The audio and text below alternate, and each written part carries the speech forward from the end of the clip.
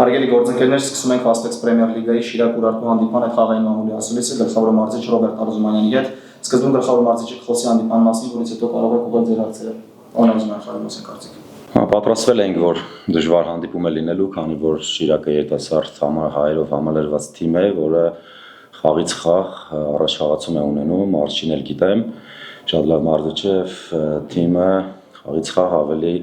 կարողանում է կազմակերպված դարձնել եւ իր մտքերը կարողանում են դաշտում կատարել։ Մենք առաջին խաղակեսում կարծում եմ չիրականացրեցինք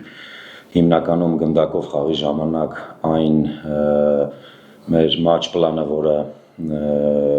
մարզում ենք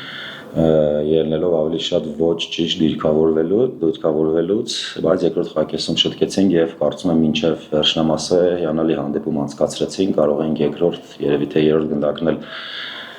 խփեինք, իսկ վերջնամասը արդեն շատ լարված անցավ, ինչը բնական է Գյումրիում, բայց կարողացանք պահել այդ ճնշումը, հաղթեցինք եւ մեկ քայլ եւս կատարեցինք մեր խաղը բարելավելու ուղղությամբ։ Շնորհակալություն։ Հարցեր։